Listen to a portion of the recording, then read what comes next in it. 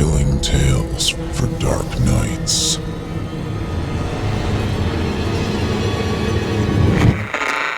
Want to make sure you never miss a Chilling Tales for Dark Nights video again? Be sure to subscribe and hit that bell to turn on notifications. The following program is a production of Chilling Entertainment and the creative team at Chilling Tales for Dark Nights, and a proud member of the Simply Scary Podcast Network. Visit simplyscarypodcast.com to learn more about this and our other weekly storytelling programs, and become a patron today to show your support and get instant access to our extensive archive of downloadable tales of terror. Thank you for listening, and enjoy the show.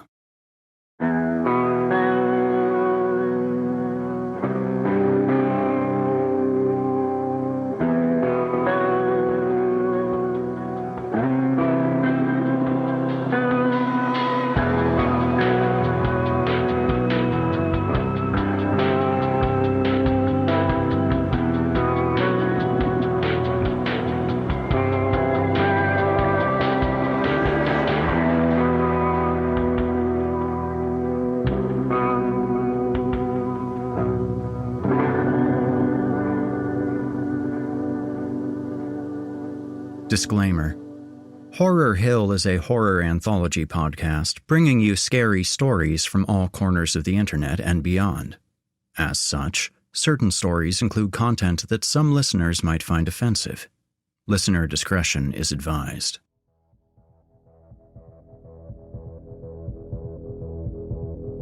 Good evening, listeners, and welcome back to Horror Hill. As always, I'm your host and narrator, Erik Peabody, and tonight I have a double feature for you, with a couple of stories bubbling up from the murky depths of the internet. To open, we'll be reading Never Play a Game Called Corpse Hold by Groshek, in which our protagonist unknowingly changes the course of his life after giving in to some peer pressure. After that, we have Miranda Liked to Lie on the Internet by Nicky Exposito, where we get an object lesson on how dangerous and insidiously vast the internet can be. Folks, I particularly enjoyed both of tonight's stories, so kick back, tune out the screams coming from your cellar, and join me in the darkness. You're listening to the free edition of this program. If you'd like to help support Horror Hill and also remove these pesky ads, head to chillingtalesfordarknights.com and click Patrons in the upper menu to sign up today.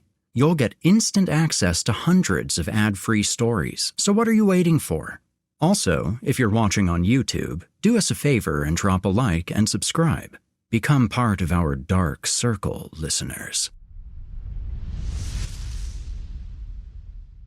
And now, from author Groshek, I give you Never Play a Game Called Corpse Hold. If you ever hear about a game called Corpse Hold, don't play it. I mean it. There are some things in this world you don't mess with, and this is one of them. It doesn't matter what you're promised or how much you want to impress your friends. It's not worth what happens if you fail, or worse if you succeed. I wish someone had told me that before I learned it the hard way. I grew up in a little town in Arkansas. You probably wouldn't find it on a map unless you knew where to look. It was one of those places where there wasn't much to do except fish, swim, or poke around the woods until you stumbled on something interesting. Or dangerous. The rivers and ponds around my hometown were like veins running through the area, feeding everything and everyone. They were muddy, still, and full of secrets. Secrets best kept buried. Every town has its share of weird stories, and ours was no different. There were tales of ghost lights over the swamps, the occasional Bigfoot sighting, and of course, the game Corpse Hold. That was the one everyone whispered about, but no one admitted to knowing too much about. At least, not until you were old enough to be trusted. The rules of the game were simple, but horrifying. You were supposed to find a witness, someone who'd done it before. Then, under their supervision, you go out to a particular pond after dark, wade into the water, and touch a corpse that supposedly lay at the bottom. Not just touch it, though. Both hands had to stay on the body for a full hour. No breaks, no pulling away, no excuses. If you messed up, you had to start over. The legend says the corpse never decomposes, no matter how long it's been there. People whispered that it was decades old, maybe more, but no one seemed to know where it came from or why it stayed preserved. The kids who'd done it swore by its power, claiming it brought them wealth, luck, and protection. But there were just as many stories about the ones who'd failed, how they'd been cursed, gone missing, or died in gruesome ways. I always thought it was just a stupid urban legend, a way for older kids to scare the younger ones or keep them out of the woods at night. I even laughed about it with my friends, saying things like, "Yeah, I'll play it when pigs fly." But when I turned 13, everything changed. One summer night, I was hanging out at the old baseball diamond with some of the neighborhood kids.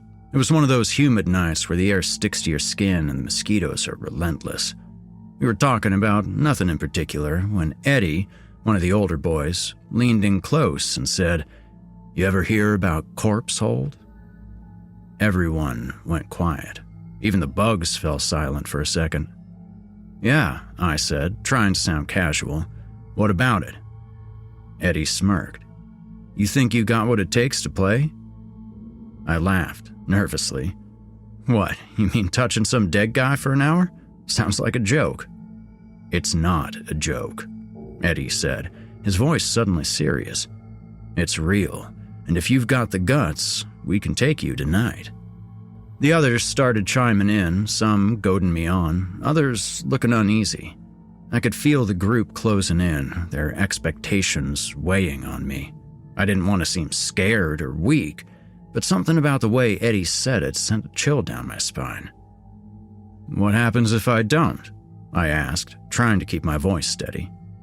Eddie shrugged. "Nothing, but you'll always wonder what could have been." He said it like he knew something I didn't, like there was a secret only people who played the game could understand. That's what did it for me.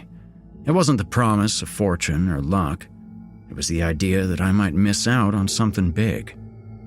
I nodded. "All right, let's do it." The group broke into cheers and jeers, slapping me on the back and congratulating me like I just won a prize. But I didn't feel like a winner. I felt like a mouse walking into a trap. We met later that night at the edge of the woods where the dirt trail to the pond began. Eddie was waiting there with the others, Sammy, Kyle, Mark, and Maria. They were older than me by a year or two, the kind of kids who made you want to act braver than you actually were. They had flashlights, snacks stuffed into their backpacks, and a confidence that didn't quite match the uneasiness in their eyes. Eddie handed me a flashlight. "You ready for this?" I nodded, but my stomach was in knots. The trail was narrow, cutting through tall grass and clusters of trees. Every snap of a twig made me jump, but the others just kept walking, their flashlights bouncing in the dark like fireflies. Nobody talked much. It was as if the gravity of what we were about to do was sinking in for everyone, even the ones who'd done it before. "What's the deal with this pond anyway?" I asked, breaking the silence. "Why there?" Maria glanced over her shoulder. "Because that's where he is." "He?" "The corpse," she said like it was obvious. "You'll see." That shut me up for a while. The pond appeared suddenly, framed by trees like a dark mirror. The air was cooler here, with a dampness that clung to my skin. Eddie pointed his flashlight at the still black water, the beam cutting through the surface but not revealing much. "All right," Eddie said, turning to me. "Here's how this works." The group circled around, their faces grave. Even Kyle, who was usually cracking jokes, appeared solemn. "Rule 1, Eddie began. "This has to happen at night, no exceptions. It's the only time he's active." I swallowed hard. "Active how?" "You'll find out," Eddie said, brushing off my question. "Rule 2, you have to keep both hands on the corpse at all times. No breaks, no pulling away. If you lose contact, you start over." Sammy chimed in. And trust me, you don't want to do that. Rule 3, Eddie continued. There has to be a witness, someone who's already done it. That's me. And Rule 4, you don't back out. Once you start, you finish. Failure is not an option. The way he said it sent a shiver down my spine. It wasn't just a warning. It was a threat. What happens if I back out? I asked, my voice quieter than I meant it to be. Eddie didn't answer right away. He just stared at me, his expression bleak. You don't want to know. I looked at the others, hoping for some reassurance. They just stood there, silent and unmoving. Before I could ask anything else, the group started wading into the pond. The water was colder than I expected, soaking through my jeans and shoes as we moved deeper. It came up to my waist before Eddie stopped and turned his flashlight toward the middle of the pond. At first, I didn't see anything, just water rippling under the light. Then, he appeared. A man whom I'd never seen before and who no one had mentioned crept out of the shadows at the far end of the pond like he'd been waiting there all along. He was tall and thin, with a face that was too pale and eyes that didn't reflect the light. I glanced over at Eddie, expecting him to be as nervous as I was, but he wasn't. Instead, he appeared calm and unbothered. His expression said it all. He was expecting this. What's going on?" I asked, my confidence wavering. "Eddie, you're seeing this, right?" He didn't answer. Reluctantly, I turned my attention back to face the man. His clothes were soaked, clinging to his bony frame, and he was grinning, an unsettling sort of smile that made my stomach drop. "Who's this?" the stranger asked, his voice low and gravelly. Eddie stepped aside, motioning to me. "He's the one." The man nodded, then waded toward me with slow, deliberate movements. The water barely rippled around him, like it didn't dare touch him more than it had to. When he reached me, he extended a hand. I hesitated, but Eddie nudged me forward. "Take it." I did. His grip was cold and firm, like holding onto a fistful of icicles. He led me deeper into the pond, his other hand gripping my shoulder to steady me. "Don't move," he said, stopping abruptly. Then, he plunged his arm into the water. The sound of it made my chest tighten, a wet, sucking noise as his hand disappeared beneath the surface. For a moment, nothing happened. Then he pulled, and the corpse came into view. The man pulled with slow, steady force, and the corpse emerged from the black water. I don't know what I expected, maybe something bloated or skeletal, but this wasn't like that. The body looked intact. Its skin was pale and rubbery, stretched tightly over its frame like it had been dipped in wax. Its clothes were old-fashioned, suspenders and a button-up shirt that clung wetly to its chest. Its eyes were closed, its mouth slightly open, and its hair, dark and slick, was plastered to its head. "How is it not rotting?" I whispered. "Doesn't rot," Eddie said behind me. His voice sounded far away, like he didn't want to be any closer than he had to be. The man, no one ever told me his name, if he even had one, placed both of his hands under the corpse's arms, holding it upright. The water lapped gently against its torso, the only sound in the suffocating quiet. "Step forward," the man said. My legs felt like they'd turned to stone. Every instinct screamed at me to run, to get out of that water and never come back. But Eddie was standing behind me, and when I glanced back, his expression was firm. There was no way I was backing out now. I took a shaky step closer, and the man guided my hands toward the corpse's chest. The second I touched it, I regretted everything. The skin was ice cold, slimy but firm, but the texture of wet rubber. My stomach churned, and I had to bite the inside of my cheek to keep from gagging. "Both hands," the man said. I placed my other hand on the corpse, my palms flat against its chest. The water rippled around us, and I swear I felt something shift beneath my palms. "Keep them there," the man continued. "Don't move, no matter what." I nodded, too scared to speak. "Your hour starts now," Eddie called from the shore. The first few minutes passed in agonizing silence. The corpse didn't move, but the sensation of touching it was unbearable. My hands were stiff and numb, and my mind was racing, conjuring every horror story I'd ever heard about spirits, curses, and the vengeful dead. I tried to distract myself by focusing on the sounds around me, the croak of frogs, the buzz of insects, the occasional rustling of leaves. But the stillness of the pond was oppressive, and every tiny sound felt amplified. Then came the whispers. At first, I thought it was the wind, but I was wrong. They were words, low and guttural, spoken in a language I didn't recognize by someone or something that wasn't human. And even as they grew clearer, I couldn't understand them. I glanced at the man, but he didn't react.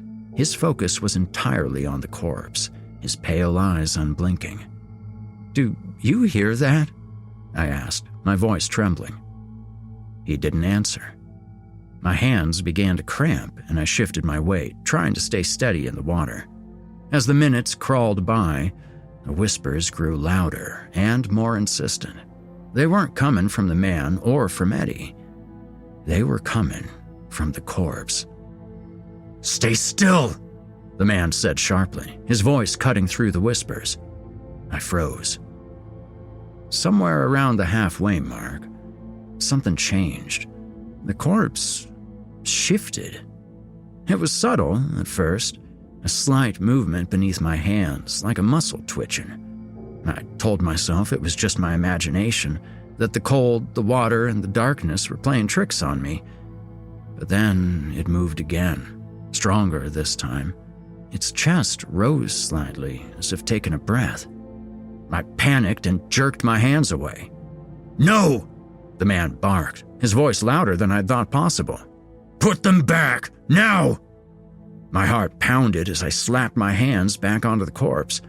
It felt different this time, though. Colder, heavier, almost like it was leaning into me.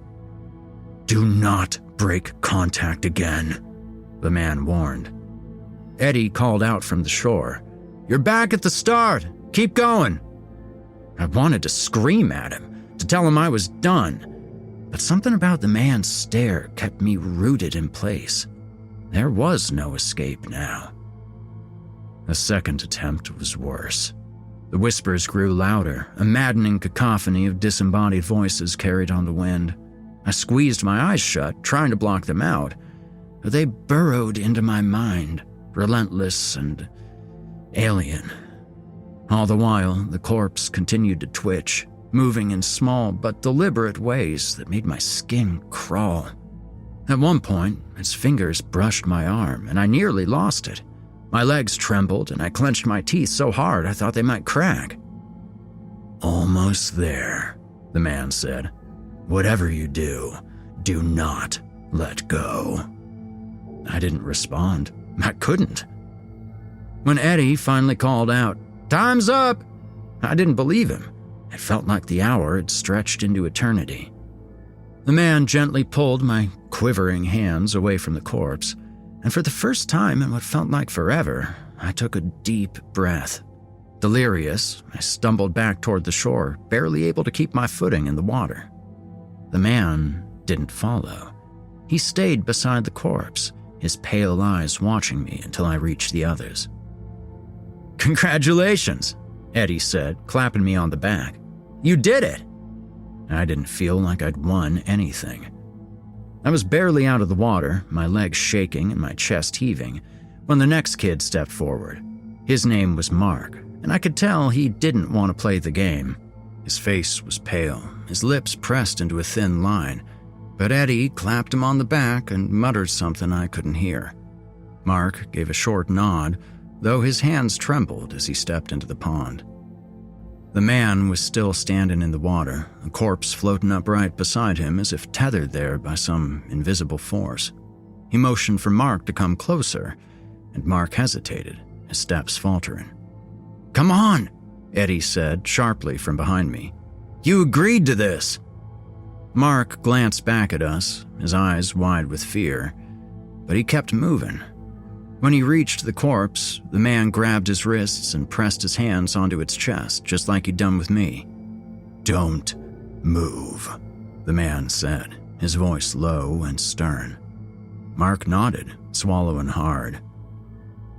The first few minutes were uneventful. Mark stood there with his hands on the corpse, his shoulders tense and his breathing shallow. Eddie and the others watched from the shore, their expressions unreadable. I stayed silent, my legs still feeling like jelly. But then the whispers started again. I could see it in Mark's face, the way his eyes darted around like he was trying to figure out where the sounds were coming from. His fingers twitched involuntarily against the corpse's chest. "Do you hear that?" he asked, his voice shaky. "Focus!" the man snapped. Mark flinched, but didn't let go. The whispers grew louder, and I could see the panic building in Mark's eyes. He started to shift his weight from foot to foot, his movements becoming more erratic. Then, the corpse moved. Its arm twitched, just a small jerk at first, but enough to make Mark freeze. He stared at it, his mouth opening and closing like he wanted to say something but couldn't find the words. Another twitch, this time in its fingers. "Nope," Mark said, shaking his head. "I'm out." "Don't," the man growled, but Mark was already backing away. The corpse's hand shot out, gripping Mark's wrist. Mark screamed, a high-pitched, panicked sound that sent chills down my spine. He tried to pull away, but the corpse's grip was unyielding. The man didn't move to help.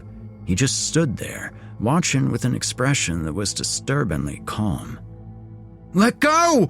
Mark shouted, yanking his arm back with all his strength. The corpse's grip broke, and Mark stumbled backward, falling into the water. He scrambled back to his feet, his eyes wild. "I said I'm done!" he yelled, backing away toward the shore. "I'm not doing this!" The man's expression darkened, but he said nothing as Mark splashed past him and bolted out of the water. The rest of us stood in stunned silence as Mark grabbed his shoes and ran into the woods, disappearing down the trail. Eddie cursed under his breath, shaking his head.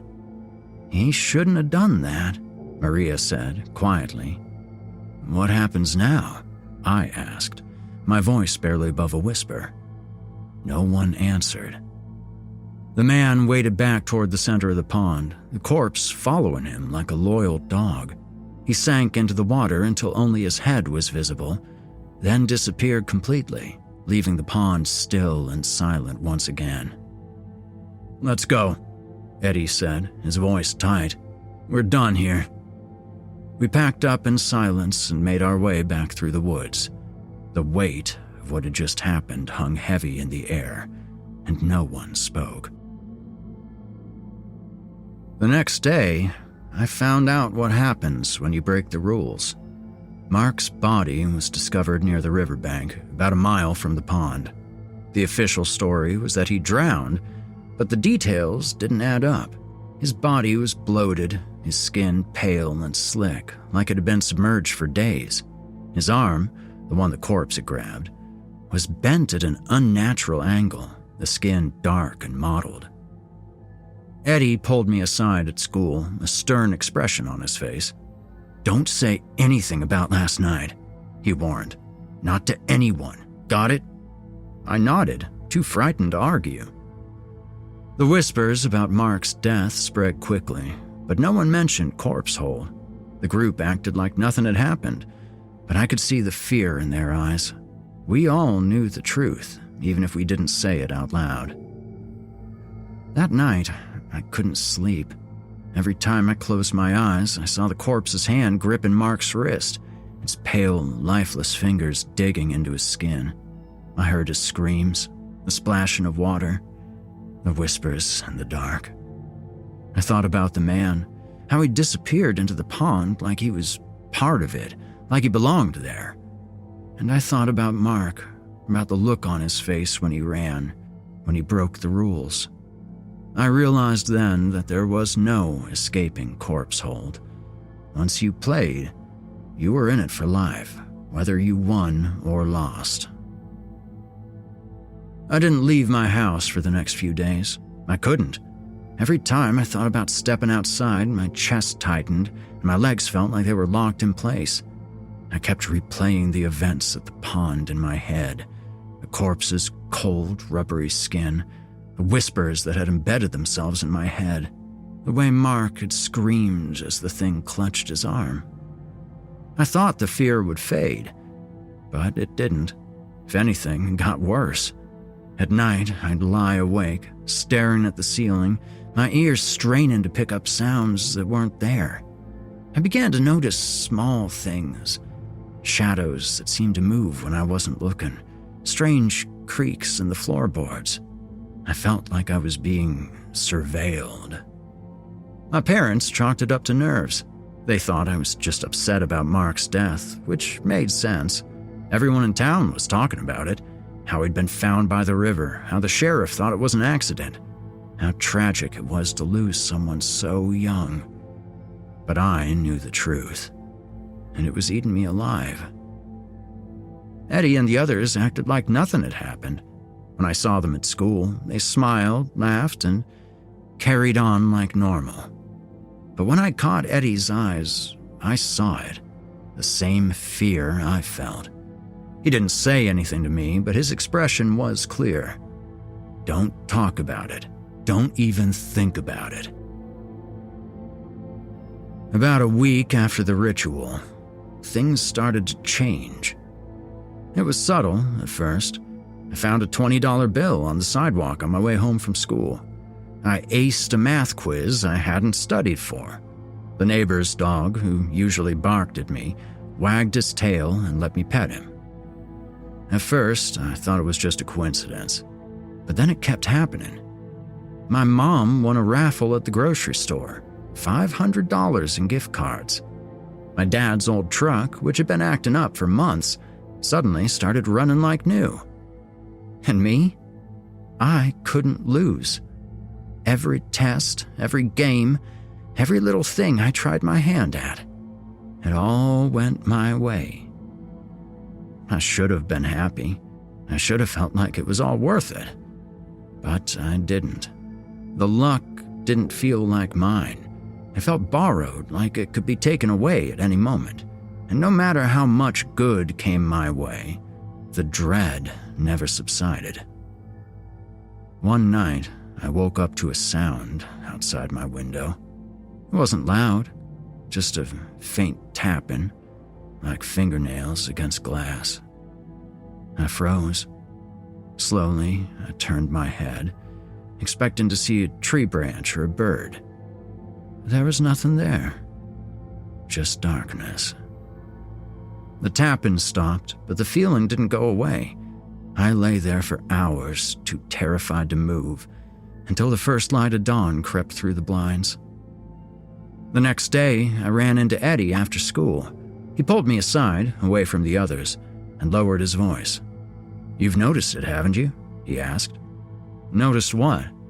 "The way things feel different." I hesitated. "You mean the luck?" Eddie nodded. "Yeah, but it's not just that. It's like something's always there, watching, waiting." I didn't want to admit it, but he was right. "What happens now?" I asked. Eddie shrugged. "You keep your mouth shut and you hope for the best." "That's it?" "That's all you can do," he said, his tone grim. "You think this is over just because you finished the game? It's never over." I tried to put his words out of my mind, but they stuck with me. Everywhere I went, I felt it. Even when things went right, it felt wrong, like I was being rewarded for something I didn't deserve. Then, one afternoon, I saw Maria walking home from school.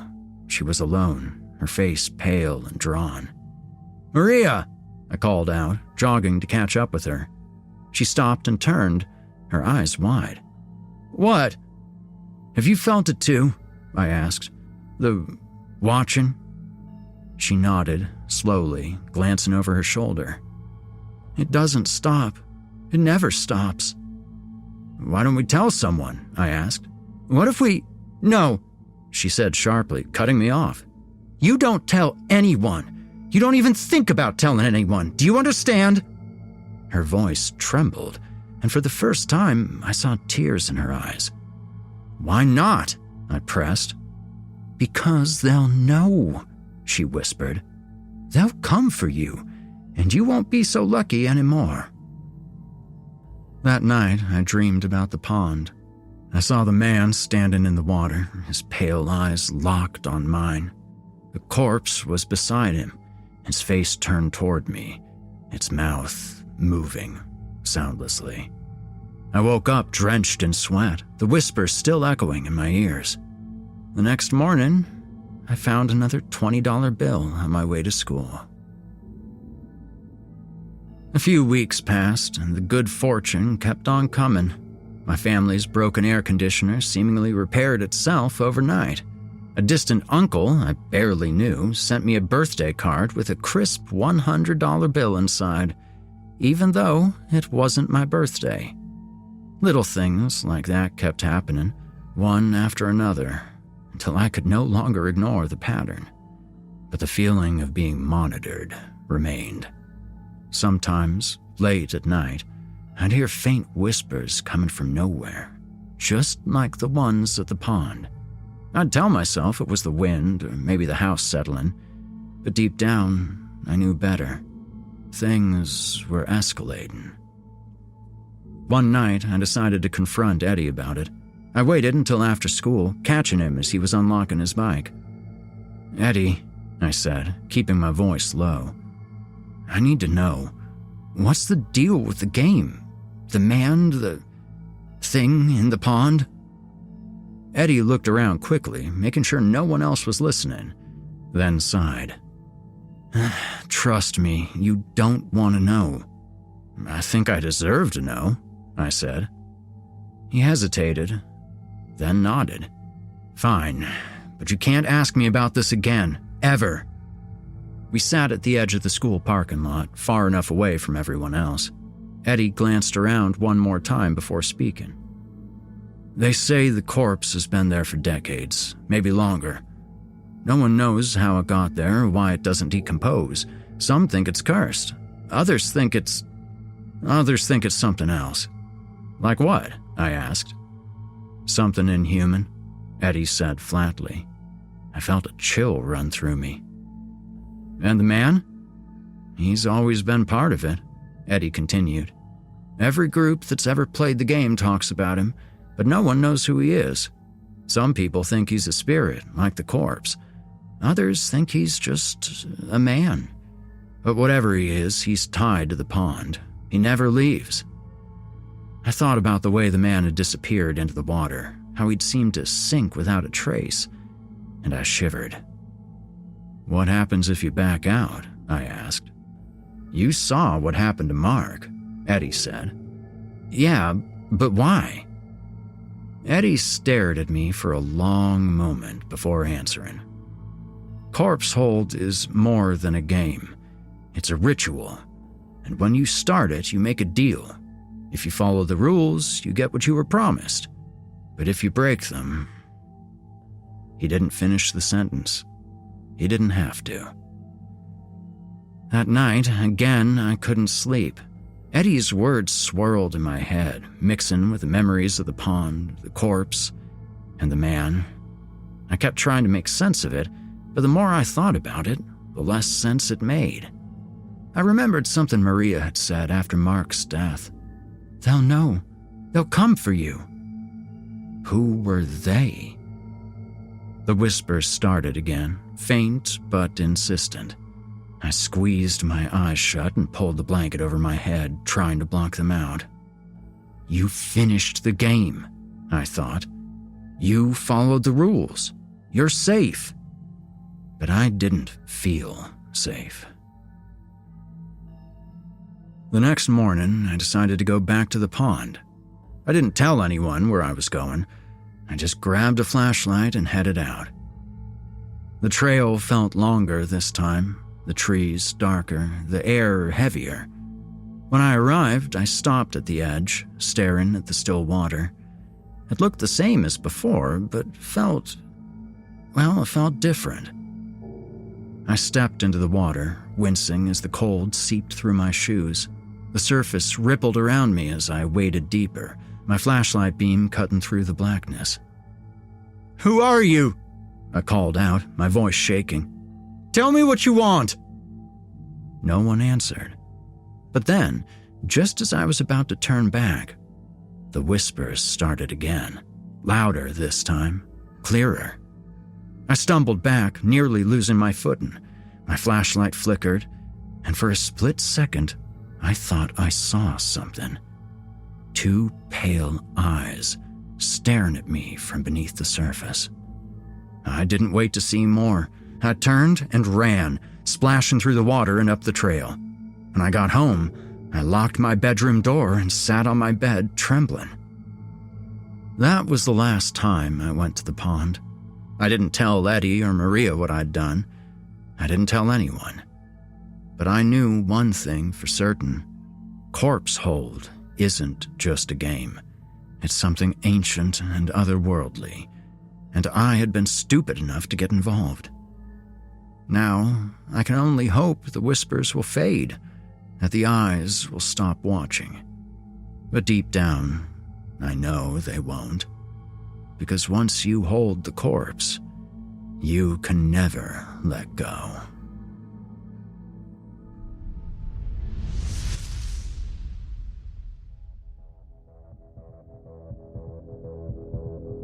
You've been listening to Never Play a Game Called Corpse Hold by Craig Groshek.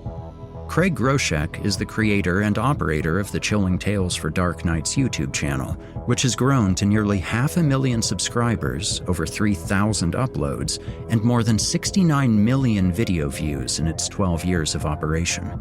He also oversees production of 4 weekly audio horror fiction podcasts, including this one, faithfully adapting and featuring the work of thousands of indie horror authors.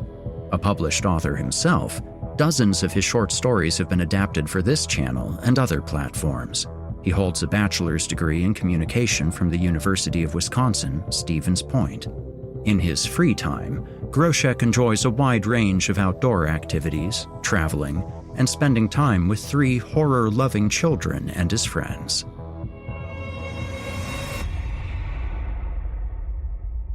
Now, to close out our episode, here's Miranda Liked to Lie on the Internet by Nicky Exposito. Draco Bissus Torta. I like to describe them as the Manson family if Charlie was considerably more organized.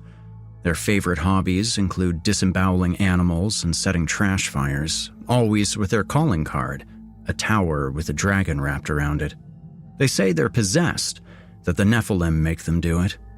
Weird cultists. They're like the Hydra in Greek mythology. We arrest one, and 3 more spring up in their place. Detective L. Romero, LAPD, June 2010. Miranda Liddell liked to lie on the internet.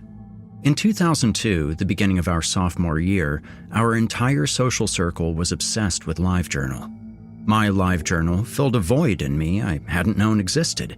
I'd express my opinions about the war in Afghanistan, stem cell research, and how I would have voted for Ralph Nader in the 2000 election if I were old enough to vote, and people read what I wrote and responded to it. I communicated with other kids who were obsessed with Pokemon and geeked out over Lord of the Rings. I even became internet friends with a couple boys my age who'd come out of the closet as openly gay. Baby steps. A LiveJournal friend, Killahawk15, who I talked to on AIM, told me about another LiveJournal user whose father was a higher-up in the CIA. This girl claimed to be a cadet at a special high school for future spies. She hinted at secret knowledge of government conspiracies and told stories about posing as a decoy to trap sex traffickers and expose terrorist cells. "She's not lying," Killahawk15 typed. "She told us the Enron guys were going to get arrested like a month before it happened." "What's her name?" I asked. "Cosmic Blonde 87. I looked up the page myself, then called Miranda. She was Cosmic Blonde 87. She'd used the same handle for her old Pokemon Blue version. The LiveJournal page, on which she described a mission to infiltrate a sale of uranium by the Taliban to the Iraqi Republican Guard, clearly showcased her writing style. Miranda just laughed. "You caught me. Are you going to tattle?" "What? No," I stammered. "Why are you pretending you're Kim Possible? And how did you know about Enron?" Miranda laughed again. "I watch CNN, Skylar, and I read the papers. Not just the part about how Winona got caught shoplifting, the entire thing, like the financial pages. Anyone who reads the papers could have seen the Enron mess coming like a meteor." "Oh," I responded, feeling stupid.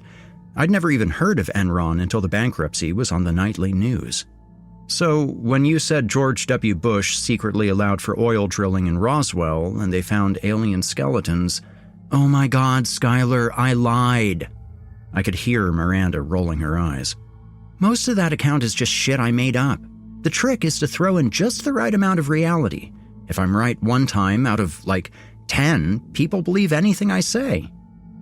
My current self, the nearly 40-year-old adult, would have thought a little more critically about how much Miranda enjoyed manipulation and deceit. But teenaged me let it go. When it came to Miranda, I let a lot of things go. Miranda and I met sophomore year on the benches in front of Morrison Preparatory School. We were reading the same book, Empire Falls by Richard Russo, if you're curious, and became immediate best friends. My family moved from a small town outside Pittsburgh to Pasadena, California the summer before my sophomore year. I was soon slapped in the face with a rough reality. In my new life, I was average.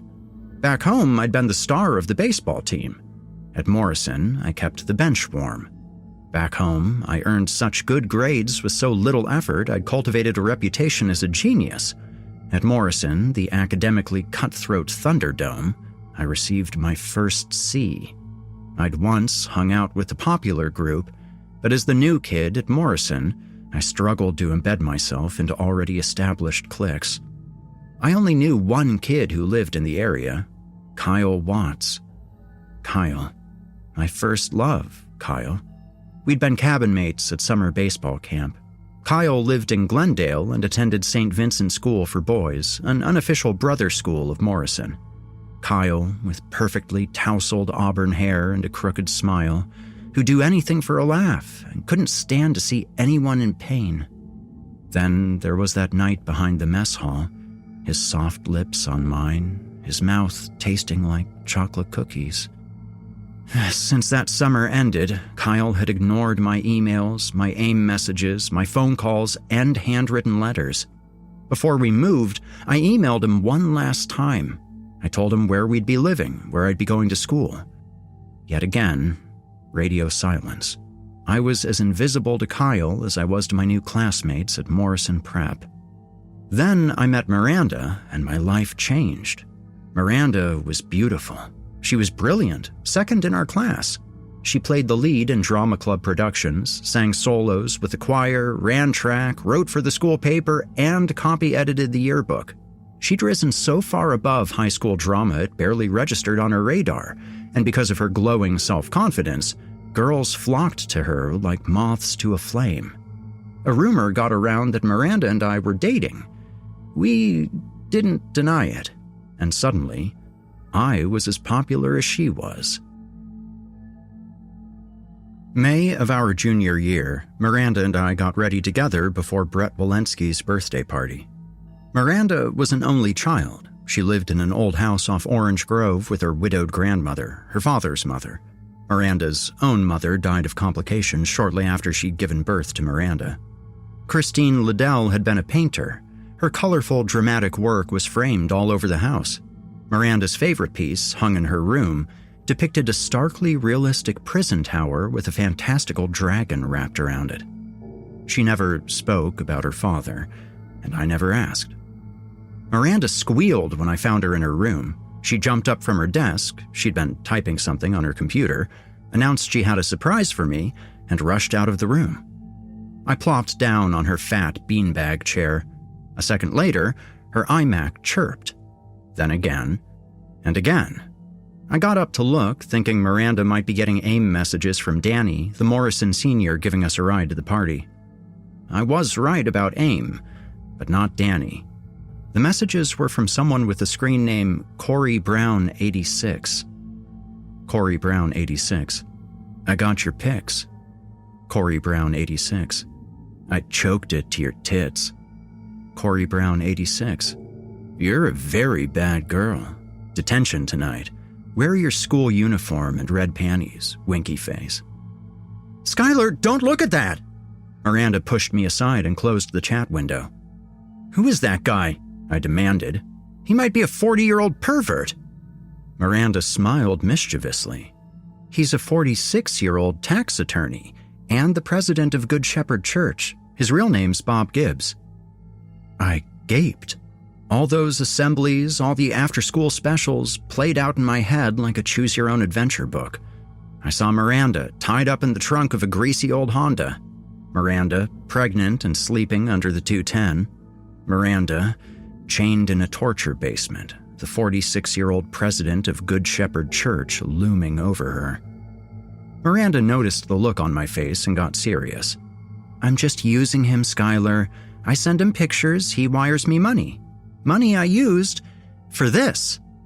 She pulled my surprise out of the pocket of her laced-up jeans. 2 fake IDs. Good quality fake IDs. One with my name, one with hers. Birth year on both, 1982. I screeched excitedly, bouncing up and down like a little kid at Disneyland. I forced myself to bury what I'd learned, that my best friend was sending nude photos to a middle-aged pedophile, that instead of doing the right thing and turning him into the authorities, she'd exploited the situation to extort money. Adult me wants to scream at my teenaged self. It was March of my senior year when I first heard the name Draco Bissus Torta. I was AIM-chatting with Amber Yen, a friend who went to St. Agnes School for Girls. We'd met in an art class and bonded over our love of Samurai Champloo and Miyazaki films. Willow Rose 924. Dude, you gotta check this out. Draco Bissus Torta. There's a chat room where a bunch of guys are going on about it. PA Kaunashi 020. Sounds like the villain from an 80s video game. Willow Rose 924. It's a secret society, and they're like recruiting new members. PA Kaunashi 020. I call BS. All I knew about secret societies I'd learned from the Da Vinci Code. And I knew Amber. She was a conspiracy theory nut. MK Ultra, aliens built the pyramids, subliminal messaging, and breakfast cereal ads. She'd believe anything presented as a hidden truth, which, ironically, made her pretty gullible. Willow Rose 924. This is their website, www.dracobissustorta.com. The website was simple and ugly. Gray background, title in a large font, Times New Roman text.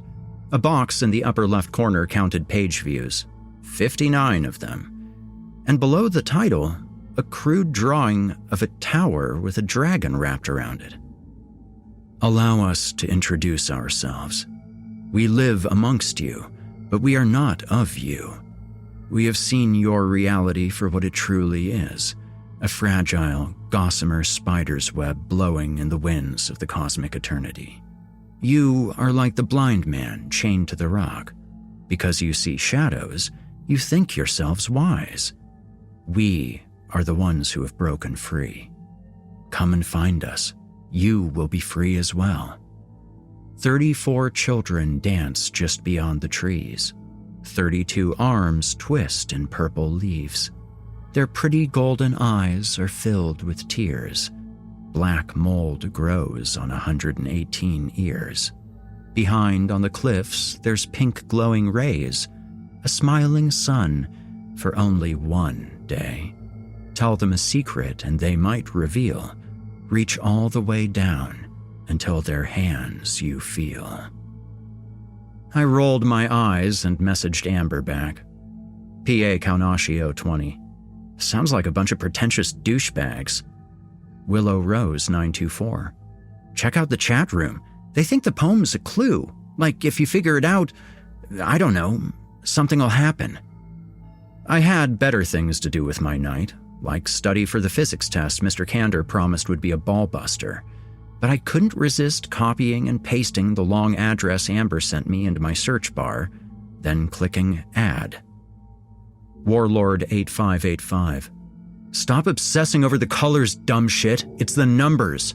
4 is about the elements. 5 is the 5 senses. Louis de 17th.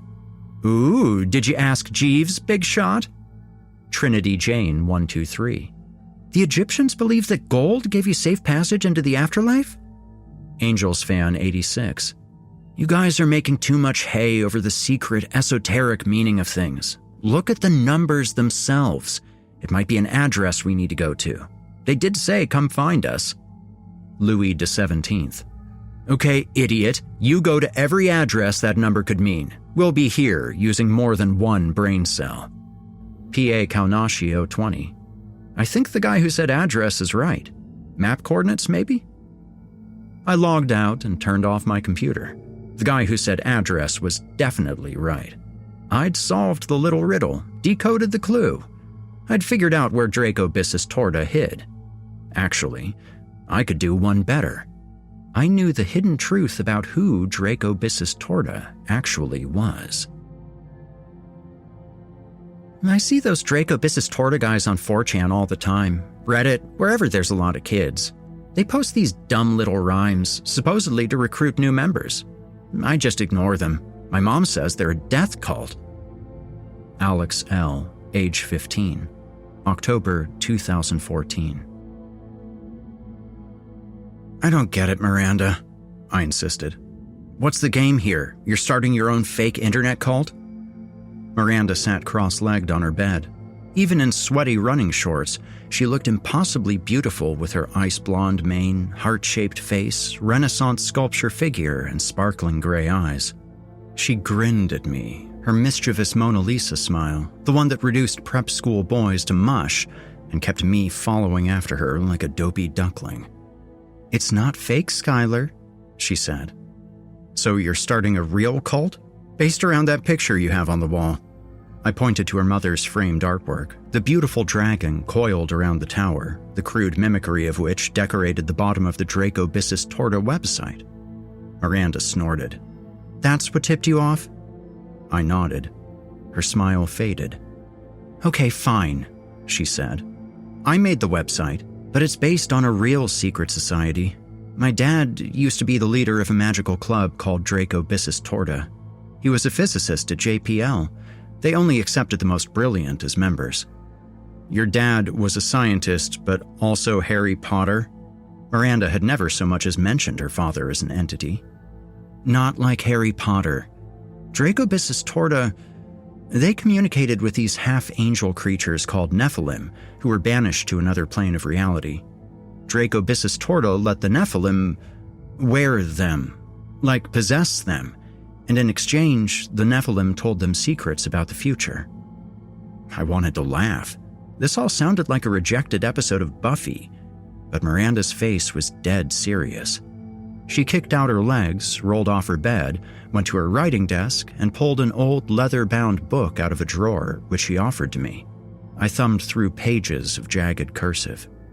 I found his journal, she said, cleaning out the attic. He disappeared when I was 8, you know. My grandma and I thought he'd gone to Houston for a meeting. He never came home. A flash of pain cut across Miranda's pretty face. My annoyance with her dissipated like morning fog. Draco Bissus Torta broke up before he vanished, she stammered. And I thought, maybe if he's still out there and he thought someone was trying to start his old club again, then he'd come back to me. It's stupid, I know. She hung her head. I didn't know what to say. I had 2 adorable little siblings and parents who came home from work every night in time for family dinner. Miranda had her grandmother, a dead mom, and an unsolved mystery. I guess the website's harmless, I admitted. I don't think anyone's going to take it seriously. I fully intended to keep my pretty little nose out of Miranda's new game. She could cope with her dad's absence exactly how she needed to. I'd focus on baseball and planning for college. Except, that weekend, Kyle Watts called me. "Hey man, it's been a while," I said airily, careful not to reveal the pure bliss his voice inspired. "Sky." Christ, the way he said my name set me tingling. "I got your email. You live in Pasadena now, right? You go to Morrison?" "Yeah," I replied. "Well, technically I live in Arcadia, but yeah, I go to Morrison. How about you? St. Vincent, right?" "I think we were on the same message board," Kyle said. "Huh?" "You know," he continued shyly. "Dracobissus torta. You're P.A. Kaunashi. You used that same name when we played Mortal Kombat in town. I'm Angels Fan 86. Of course, the chat room, Miranda's website. I did what you said," Kyle said. "I looked up map coordinates, 34.32 and 118.01. It's the middle of the Angeles National Forest. Not sure what that means." I opened my mouth, prepared to explain everything to Kyle, to tell him the website, the riddle, and the entire recruitment angle was pulled out of thin air by a Morrison prep girl named Miranda Liddell. But if I tell him the truth, I thought, he won't have any reason to talk to me. "It's an old campground, the Blue Turtle," I said instead. "It closed a year ago after a fire. If you look at the message, not the rhyme, there's 6 letters in a different font than the rest. TURTLE. And the text is blue, not black. If you cut and paste it into Word, it's actually a really dark blue." Summer between sophomore and junior year, Miranda and I had gone camping with a few friends at the Blue Turtle campground. After s'mores and ghost stories around the fire, the 2 of us went off alone to try and hike to a waterfall we'd read about and got hopelessly lost. We never found that waterfall, but we did find a large, flat-topped boulder with a jagged fissure down the middle, up against the rock face of a cliff. The boulder was covered in colorful writing, painted or etched with marker. Names, scout troop numbers, hearts with initials, an occasional opinion about sucking dick. Miranda hoisted herself onto the face of the rock. She stared into the fissure and squealed with amusement. Hundreds, thousands of folded pieces of paper had been shoved into the crack. I climbed up beside her. We unfolded a handful of notes and read them out loud to each other in the moonlight. 5 years ago, I had an affair. Ray doesn't know Kimmy isn't his daughter. I stole my stepfather's car and crashed it. My brother got blamed. He went to juvie and came out an addict. I killed Lulu. I'm sorry. I'm sorry. I'm sorry. Some of the notes looked like they'd been there for years. We realized this was a confession rock of sorts. People wrote down their secrets and shoved them into the fissure.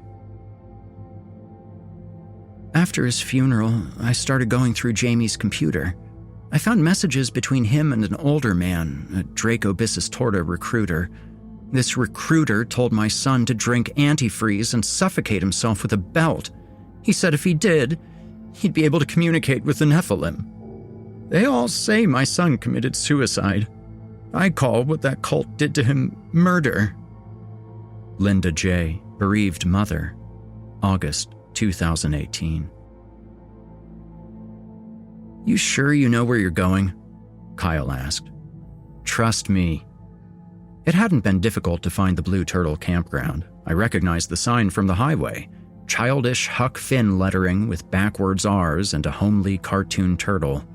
We parked and left the hard, bare dirt of the campground for dry, bushy wilderness, heading awkwardly northwest, guided by Kyle's compass and the pulsating of my lizard brain, the muscle memory. It was late, and the woods were darker than I'd anticipated, but we'd brought flashlights. And though my skin was scratched and itchy, bristles clung to my clothes, and unattractive rings of sweat formed under my arms, Kyle and I were having a really great time together. The trees thinned. We pushed past a hanging vine with purplish leaves and into a clearing. In front of us, the cliff face and a large rock with a jagged crack nearly cutting it in two. "Holy shit," Kyle said. The rock was just as I remembered. Graffiti coated every inch. Cat was here, Brownie Troop 519 2002, fuck Bush. The bottom was fuzzy with black fungal growth. "What do we do next?" Kyle asked. I was way ahead of him. I pulled a notebook out of my bag, tore off 2 pages, and procured 2 pens. I offered Kyle one of each. Then I vaulted up onto the flat top of the rock. "Come on," I said. "We've got to write a secret and put it in the crack. That's a thing people do here. Tell them a secret and they might reveal. The poem, remember?" Kyle smiled a goofy, childish smile. He climbed up and sat across from me. We were silent for a moment, scribbling. I wrote, "I know the crazy bitch who started this charade, but I'm not telling because I'm here with a hot guy."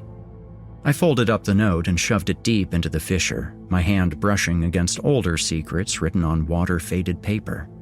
I pulled my hand out as Kyle inserted his, and we brushed against each other. Electricity shot through my core. Kyle withdrew his hand quickly, throwing himself off balance. He lost his footing, slid, and tumbled into the narrow crevice between the stone and the cliff face. "Shit!" he groaned. A shuffling, and Kyle stood. The stone came to his sternum. His eyes were wide with wonder. "Man, you've got to see this," he said. I rolled over and lowered myself into the crevice beside him. My feet crunched against thorny brush and discarded beer cans. And then I saw what he had seen, painted onto the back side of the stone in hot pink. www.slut_bk.com, surrounded by pink rays like the sun. The paint looked fresh. "Of course it was me," Miranda confirmed, giggling on her beanbag chair. "Somebody I know had to go and tell the whole chat room the numbers are map coordinates. A couple of them figured it out and told all the other nerds." "A lot of scouts camped at the Blue Turtle campground," I said. "Wait, you're in the chat room?" Miranda snorted. "Boy, I started the chat room." I sat on her bed. "Well, the URL isn't real. It goes to 404 not found." "I own the domain," Miranda said. "I'll put up the website when I figure out another scavenger hunt for the message board dweebs." She grinned wickedly. "Skylar, you're telling me you went traipsing through the woods to find the painted rock. Did you happen to go there with a cute boy?" A happy little thrill bubbled up. But I didn't want to tell Miranda I was talking to Kyle. She knew all about our baseball camp kiss and that he'd broken my heart. If I told her I'd gone traipsing through the woods with the famous Kyle Watts, she'd spend the rest of the night lecturing me about it. "I went with my kid brother," I lied. "Now, can we just get ready for Kelsey's party?" Kelsey Wong's pool party was a dud. We ran out of booze 45 minutes in, the hot tub didn't work, there were too many people and no space to dance, and Kelsey's playlist included an unpalatable amount of country. Miranda kept herself busy kicking Tom Rivera's ass at beer pong. I drank a cup of shitty beer, ate half a weed brownie, and escaped to my car. I'd stashed Miranda's father's journal in my glove compartment. She'd given it to me, but I hadn't sat down and actually read it yet. I turned on my overhead light, leaned back in the driver's seat, and opened the leather-bound book. The secrets of a vanished cult leader seemed much more interesting than 100 teenagers grinding against each other in a tiny suburban backyard. Jake Liddell, Miranda's father, was a real piece of work. He barely mentioned his dead wife or his little daughter. Instead, he wrote page after page of nonsensical chants and rhymes, apparently spells to contact and mind meld with the Nephilim. The Nephilim, he wrote, were the hybrid children of angels and men. They'd been banished to a barren plain by the archangels, from which the Nephilim commandeered the bodies of the Draco Bissus Torta initiates. They craved human experiences: food, drink, lovemaking, rain on their faces. But they also had a taste for some messed up shit: murder, bestiality, arson, torture. Jake described the Draco Bissus Torta rituals in great detail. He also detailed, gleefully, the abuse inflicted upon those seen as traitors to the cult. Ever see the Museum of Torture at the Renaissance Fair? Yeah, think along those lines.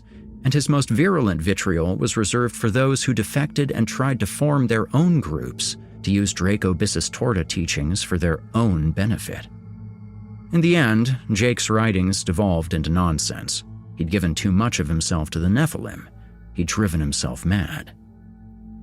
At 11 the next morning, I was jolted awake from an inebriated slumber by my ringing cell phone. I heard Kyle's voice. "Skylar!" he squealed excitedly. "I tried the URL again, the one we found at the campground, and it's there! A new message from Draco Bissus Torta." The slut of the false world has my journal. My journal has my spells. My spells connect me to the Nephilim. If you retrieve my journal from the slut of the false world, you will gain the power to meet the Nephilim. In the slut of the false world's tower of stone, the bearded savior waits all alone.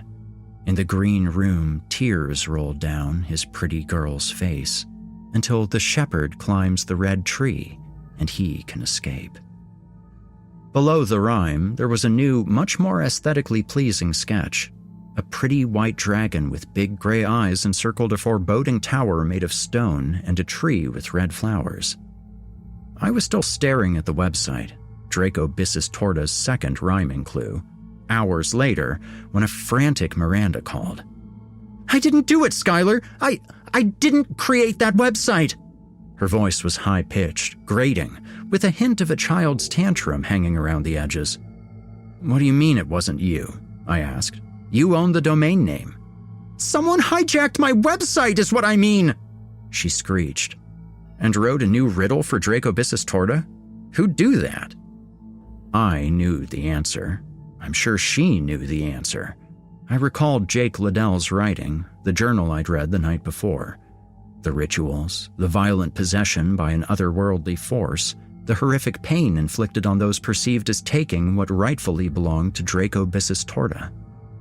"The answer is the Good Shepherd Church, you know," I said. Miranda gasped squeakily. "It's got that obelisk in front that looks like stacked rocks. There's a big poinsettia tree in the lawn. You told me about your old Sunday school classroom there, androgynous Jesus, and that your dad and you left—" "Because the minister's wife called my mother a slut," Miranda finished. "You don't think—" Yeah, I thought Miranda caught what she'd been fishing for. Daddy was back in town. I was part of Draco Bissus Torta for a few years. I could never catch the Nephilim or whatever. The whole thing was a bunch of BS, if you ask me. And the guys that brought me in, they'd brag about all the stuff they got up to with the Nephilim, like beating dudes, beheading cats and crap. And I thought it was real messed up, so I went to the cops. And then Draco Bissus Torta found out that I'd snitched. They locked me in a basement, naked. No food, just a bucket so I could drink my own piss. They'd beat me. Then the master came in with his toolbox and I'm gonna have the scars the rest of my life. He kept on telling me that the Nephilim were excited by my screams, like sexually excited. They would have killed me. The only reason they didn't was because my sister made too much noise with the police and the master got cold feet. Katrina S., former Draco Bissus Torta member, July 2021. Draco Bissus Torta was getting hot. Miranda's initial website, the one with the first riddle, had clocked over 3,000 views. The second surpassed 5,000. The chat room filled with new people typing a message per second, and as I walked to the science lab at school on Tuesday, I was sure I overheard 2 sophomores whispering about summoning Nephilim. On Friday, Kyle called me. I knew staying involved was not a good idea. Whoever posted that second website and the second clue, they'd terrified Miranda. She'd been uncharacteristically quiet at school. There were dark circles under her eyes, and she hadn't bothered to put on makeup. And if Jake Liddell had truly returned from the void to reclaim his place on the throne of Draco Bissus Torta, well, I'd read his journal. Jake Liddell was depraved. But then, Kyle called, and I gave in. I told him I'd solved the second clue. The answers we sought could be found in the Sunday school classroom of a Presbyterian church. His voice went low like the purr of a cat. I was a genius, he told me. And since our adventure at the Blue Turtle campground, he hadn't been able to stop thinking about me. We made plans to break in the next Friday night. Kyle looked ridiculously attractive when we met outside the Good Shepherd Church, dressed in a beanie and a black t-shirt that accentuated his toned arms. The church wasn't difficult to break into. 2 minutes with my lockpick later, I had the broad oak doors open, and we walked together into the quiet nave.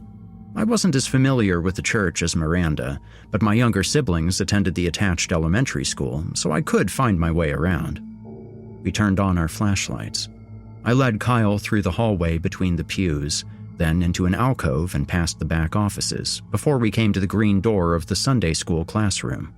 On display were dozens of rambunctiously crayoned images torn from biblical coloring books and construction paper angels with cotton ball wings mounted on a blue background labeled Heaven.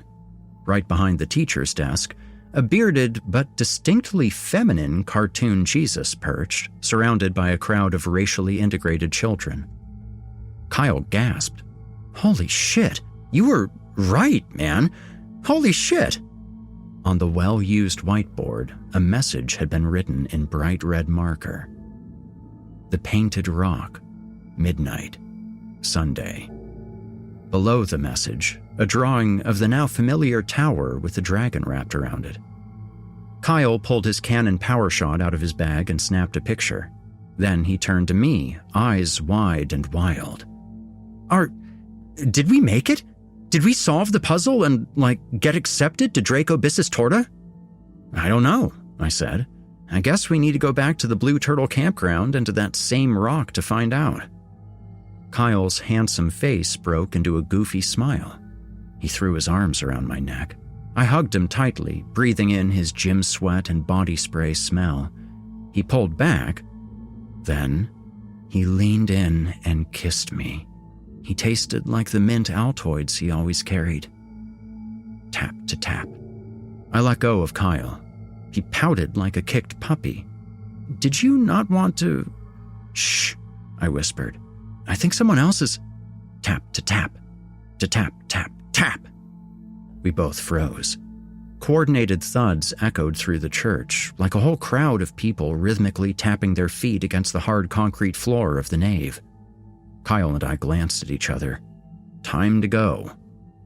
I turned out the lights in the classroom. Then, side by side, we flipped off our flashlights and made our way back to the front of the church, our way illuminated by moonlight through the large windows of the nave.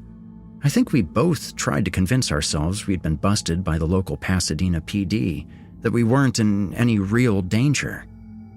We emerged in the nave. A shadow moved, then another. Kyle yelped and grasped my hand. Tap to tap, to tap, tap, tap.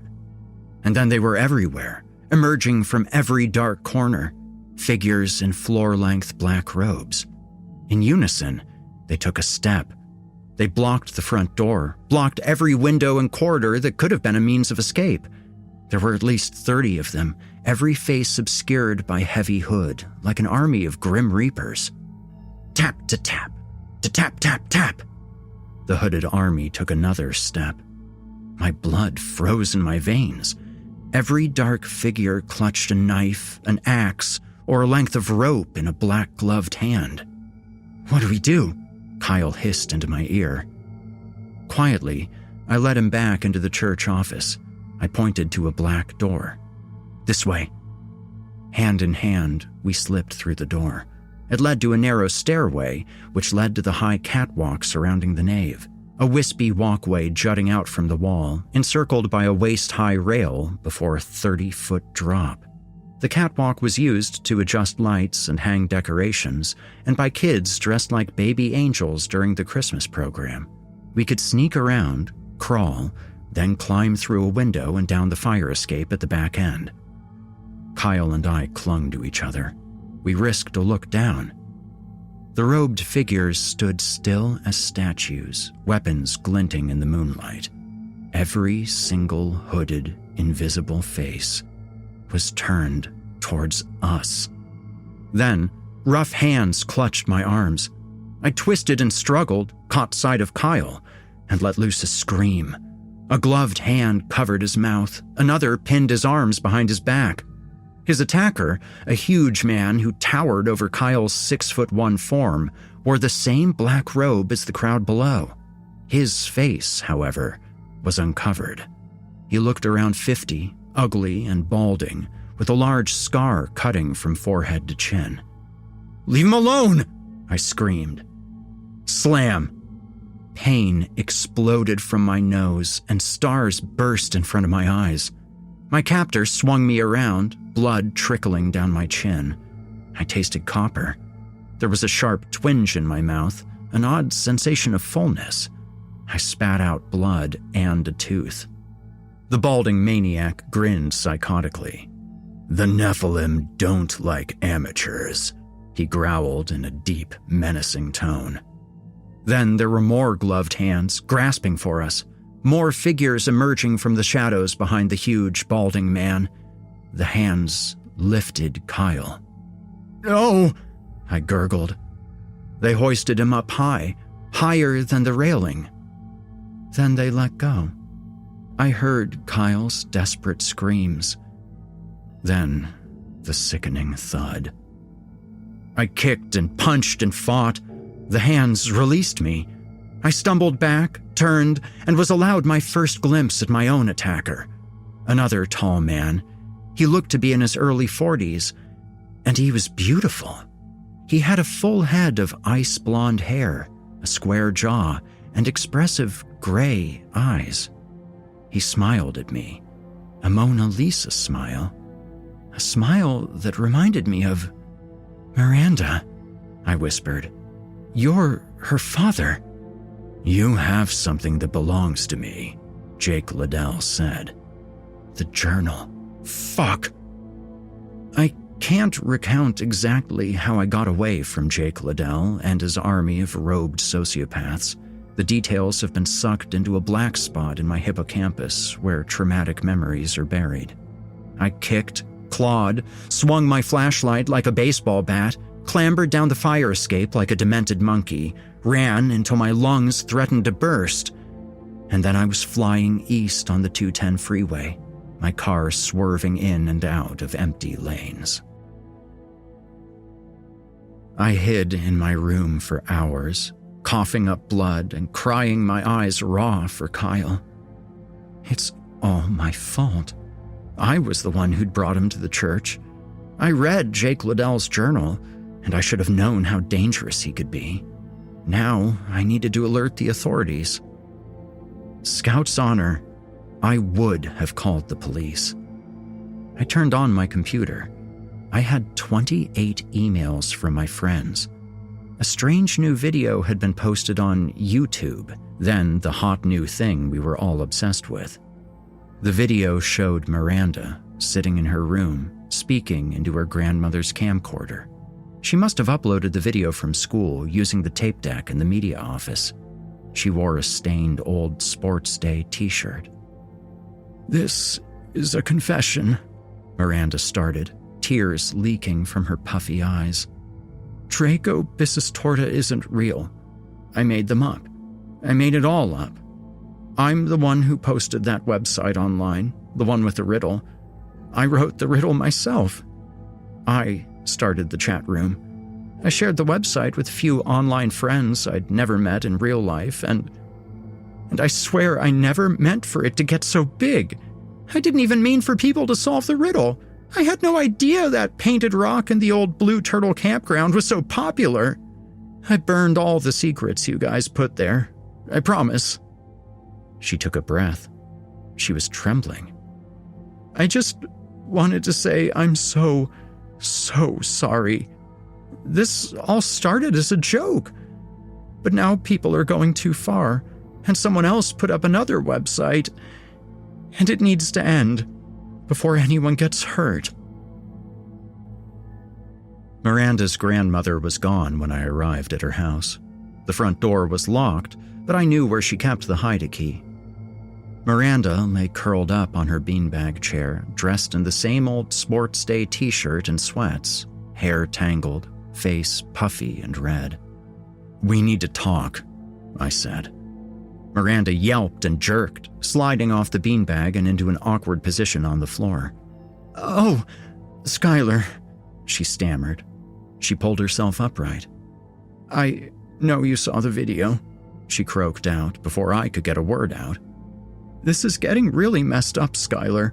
Someone in the chat room started a rumor I'm the slut of the false world, and now people are sending me messages, scary messages. They figured out where I live, and they're threatening to come and kill me. So I made the video to—" "I met your dad," I cut in. Miranda's jaw fell slack. Her gray eyes darkened. "That's impossible," she said. "You were right," I said. "He's still alive. He came to the church with a bunch of his followers. He killed Kyle." I suppressed a sob. "And I think he wants his journal, but I didn't give it to him. I have it here. Skylar!" Miranda's voice was a hysterical squeal. "My dad is dead!" "No, he's not," I insisted. "That's what I'm trying to tell you.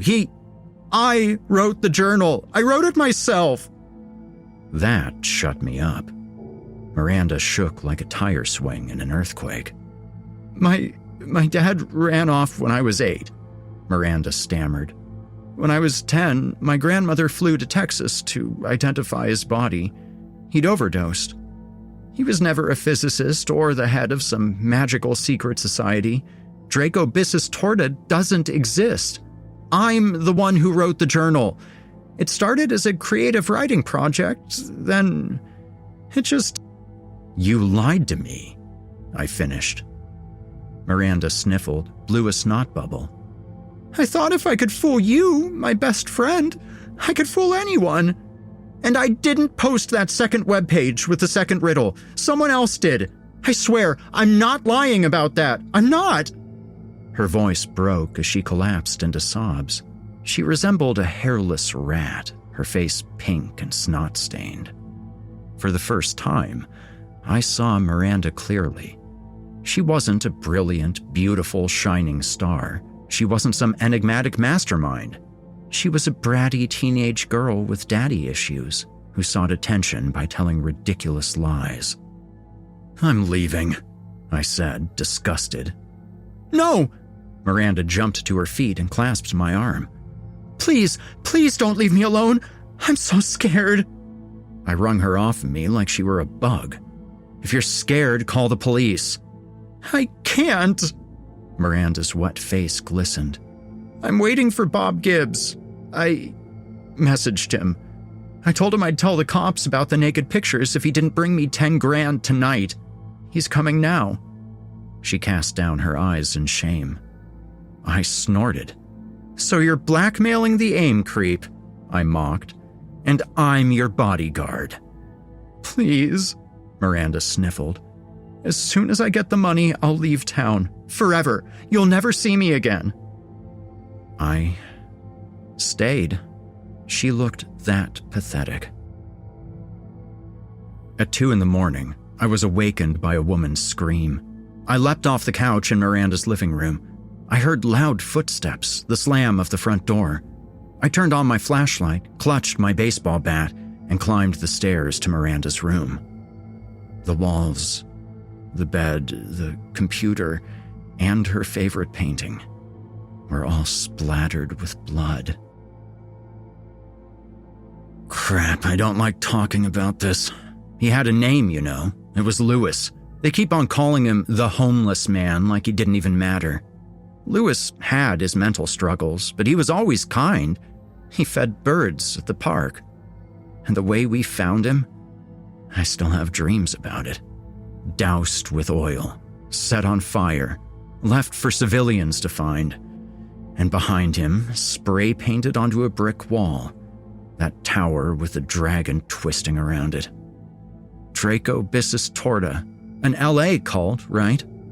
All of a sudden, they're here, too.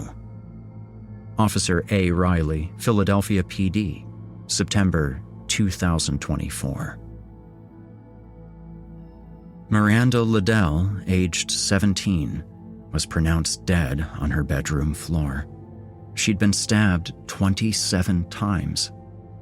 The next morning, a church janitor discovered the body of Kyle Watts, also 17, in the nave of the Good Shepherd Church. He'd fallen to his death from a slender catwalk 35 feet up in the air. A man named Bob Gibbs, the president of the Good Shepherd Church, was arrested for Miranda's murder. The devout, married father had a perverted predisposition for teenage girls. Naked photos of Miranda were found on Gibbs' computer, as well as a library of similar goodies. The night of her death, she'd attempted to blackmail him for $10,000. His cell phone bounced off a tower near her grandmother's house.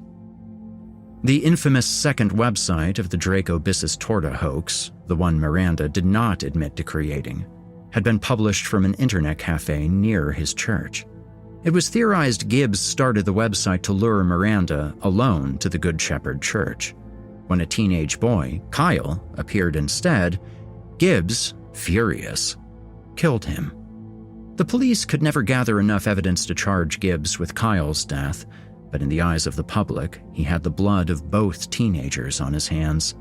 He pled guilty to the second-degree murder of Miranda. He was just released from prison last year. I'm not worried about Bob Gibbs.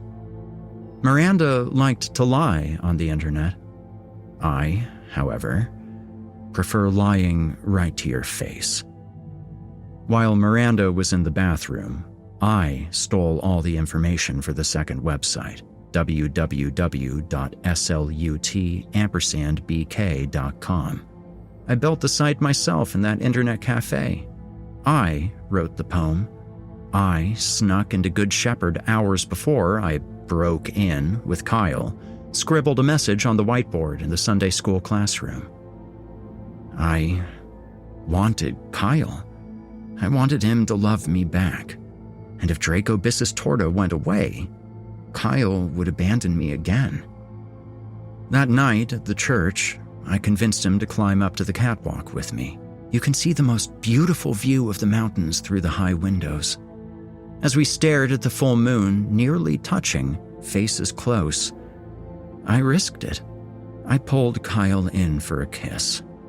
He kissed me back, warm hands caressing my body. But then he shoved me away. I fell, breaking a tooth. He wasn't like that anymore, he insisted. He'd only called me because he bet his baseball teammates he'd solve the Draco Bissus Torta mystery before they could. I meant nothing to him. Some days, I can convince myself he tripped, that his death was an unfortunate accident. But who am I kidding? I pushed Kyle over that railing. I watched his handsome face warp in terror, his tight body contort, blood explode from his head as he hit the concrete, pooling around his tousled auburn hair. I also started the rumor on the message board that Miranda Liddell was the slut of the false world. I didn't mean for her to get death threats. I just wanted to teach her a lesson, scare her a bit. Oh, I always knew Miranda wrote that journal she said was her dad's. She was tricky with her handwriting, but she overused the word eldritch, a word I'd heard no one but Miranda ever say, and she always misspelled it. That gave her away. In the decades since Miranda's death, Draco Bissus Torta has been connected officially to 18 murders, unofficially as many as 50. Group members have infiltrated Reddit communities and online gaming forums. Others troll bars and other places lost young people go to find themselves. Draco Bissus Torta initiates have been implicated in animal torture, encouraging suicides, violent attacks on the homeless, and a number of sexual assaults. And they do it all, they say, for the Nephilim. Part of this is Miranda's fault. Part of it is mine. Because that night, I saw Miranda's murderers, and Bob Gibbs wasn't among them. It was a trio of kids I knew. Brett Walensky, who went to my school, Amber Yen, my friend from art class, and a St. Vincent boy I'd seen at a couple parties. They clutched a knife each. Blood spatter stained their clothes and their animalistic faces. I was too shocked to even raise my baseball bat. Before my muscles caught up with my racing thoughts, Brett had his father's handgun pointed at my head. "The journal, asshole," he seethed. "The slut of the false world has my journal. I'd written that." I let Brett and the others lead me downstairs at gunpoint, away from Miranda's blood-stained body. I uncovered the leather-bound book, Jake Liddell's fake journal. "Draco Bissus Torta isn't real," I told the trio of murderers. "The journal isn't real. Miranda wrote it." "You're lying," Amber snarled virulently. Brett gestured threateningly with the gun. "We saw the video. The great slut is a liar, and she needed to die." I saw it in their eyes. Draco Bissus Torta was real, to them. They believed in secret clues and esoteric spells and that they could commune with the Nephilim. Nothing I could say would convince them that they'd been had, that their brand new belief system was an illusion, and I doubted they were the only ones. The St. Vincent kid snatched the journal from my hands with a sneer. "Draco Bissus Torta is going to be real," he said. "We'll make sure it is."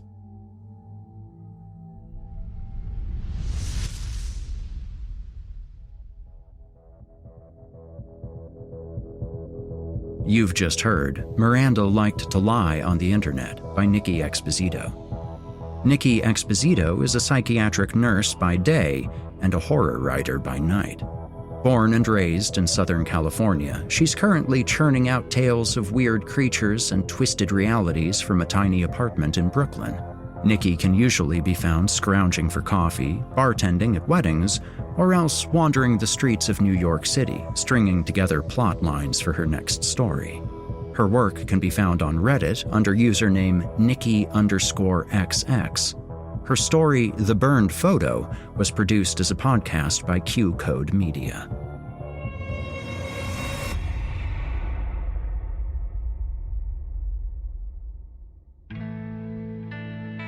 Oh, the internet. Such an amazing, wonderful tool, and with such limitless potential to corrupt. It's easy for me to focus on the internet of today, a nightmare of social media, political agendas, and swindlers. But it's sort of eye-opening to remember that things had just as much potential to be abused back in the good old days of Homestar Runner and E-Bomb's world. But hey, it also lets all of you fine folks hear my voice every week, and without the hassle of me slipping into your homes through open windows. I'd like to thank both Craig Groshek and Nicky Exposito for their stories tonight. I'll be back next week with more chilling tales to get you through those dark nights, so be sure to tune in at the same day and time. Until then, friends, stay spooky. You've been listening to the Horror Hill Podcast, a production of Chilling Entertainment and the creative team at Chilling Tales for Dark Nights. Tonight's episode was hosted, narrated, scored, and finalized by yours truly, Erik Peabody. Additional music by Nicky McSorley. Got a terrifying tale of your own that you'd like performed? Email it to us at submissions@simplyscarypodcast.com to have your work considered for future production. If you enjoyed tonight's episode, why not help us spread our dark presence online? You can follow Chilling Tales for Dark Nights on social media and upvote, subscribe, and hit the bell notification icon if you're listening to this on YouTube. It helps us out a lot and also keeps you up to date on new episodes. If you'd like access to uninterrupted horror, free of ads and these annoying bookend segments, might I recommend signing up to be a patron? You'll get access to hundreds of episodes of this show, as well as everything from the other programs in the Chilling Tales for Dark Nights cabal. That means all of Scary Stories Told in the Dark, Drew Blood's Dark Tales, and more. It's a veritable smorgasbord of horrific delights. Head to chillingtalesfordarknights.com to get started. If you're looking for someone to narrate or handle audio production for your own personal project, I just so happen to know a guy. Email me at erikpeabodyvoice@gmail.com and we can talk details. That's erikpeabodyvoice@gmail.com. If darkness is what you're after, listener, your search is over. Yet, let it be known, you haven't found the darkness. The darkness has found you.